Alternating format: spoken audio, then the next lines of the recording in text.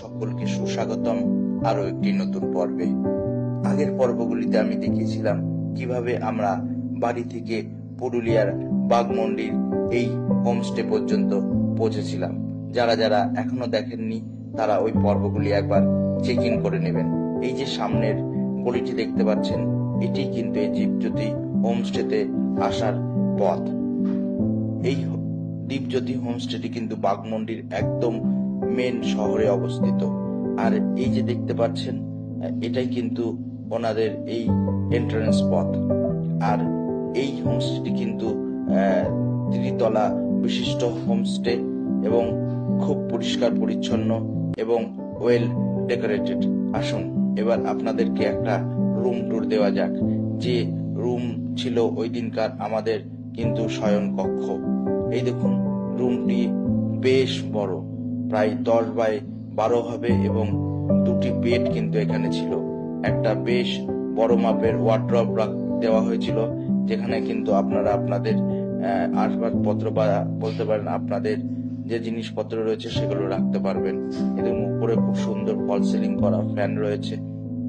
আর ঠিক তার পাশেই কিন্তু রয়েছে একটা ছোট্ট ডাইনিং, যেখানে বসে আপনারা গল্পগুজব করতে করতে চায়ের কাপে চুমুক দিতে পারবেন।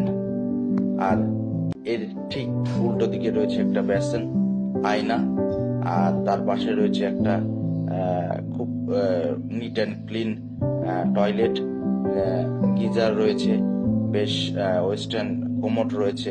আর ঠিক তার পাশেই কিন্তু আরেকটা রুম রয়েছে। যেহেতু আমরা 5-6 জন মিলে গিয়েছিলাম, তো আমাদের বেশ কমফোর্টেবল হয়েছিল যে একই রুমের মধ্যে আমরা কিন্তু দুটি রুম পেয়ে গেছিলাম।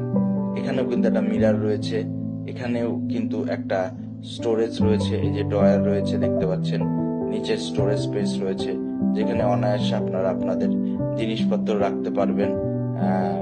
দুটো বেড রয়েছে, উপরে ফল সিলিং ফ্যান রয়েছে।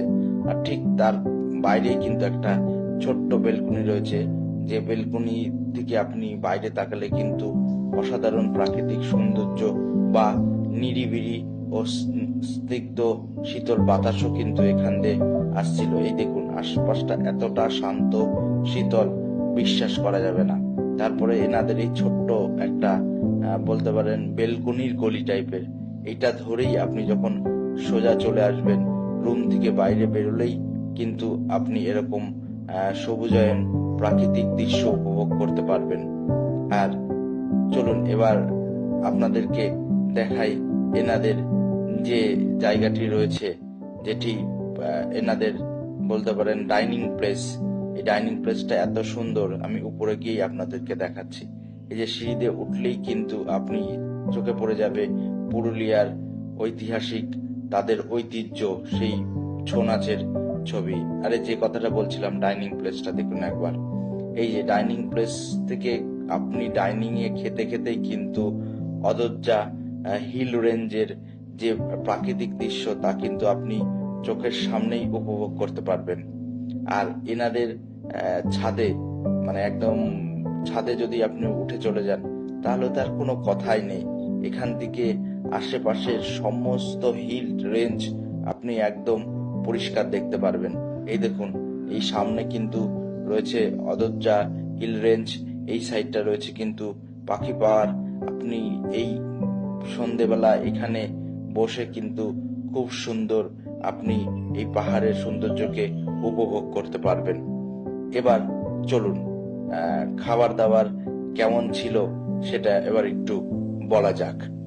যেহেতু ওই দিন আমরা একদম দুপুর 3টে নাগাদ পৌঁছেছিলাম, সত্যি বলতে পেটে কিন্তু একদম ছুঁচো ডন দিচ্ছিল।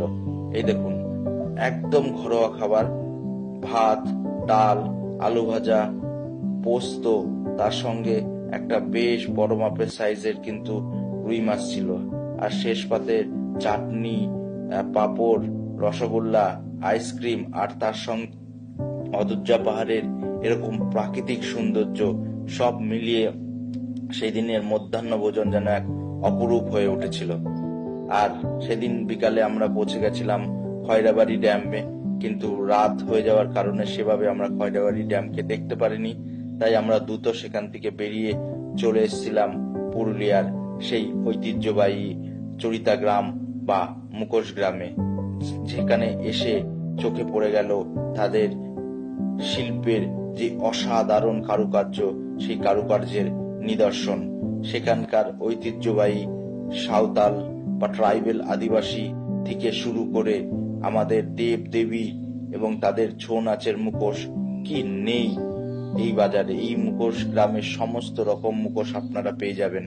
আর শিল্পীর এই শৈল্পিক নিদর্শন আপনার অন্তরকে ভরিয়ে তুলবে, এটা আমি আপনাকে গ্যারান্টির সাথে বলতে পারি। এই যে এখন স্ক্রিনে যে ভদ্র মহিলাকে দেখতে পাচ্ছেন, তিনি হলেন এই মুখোশ গ্রাম বা চরিতা গ্রামের প্রথম মহিলা শিল্পী, যিনি তার শিল্পের ছোঁয়ার মাধ্যমে মহিলাদের এই গ্রামে অনুপ্রাণিত করেছিলেন এই ব্যবসা বাণিজ্যের সাথে যুক্ত হওয়া, বা এনাদের যে বংশানুক্রমিক ঐতিহাসিক বা ঐতিহ্য সম্পূর্ণ এই যে শিল্পটি রয়েছে, সেই শিল্পকে এগিয়ে নিয়ে যাওয়ার জন্য। এনাকে অসংখ্য ধন্যবাদ এই কাজ করার জন্য।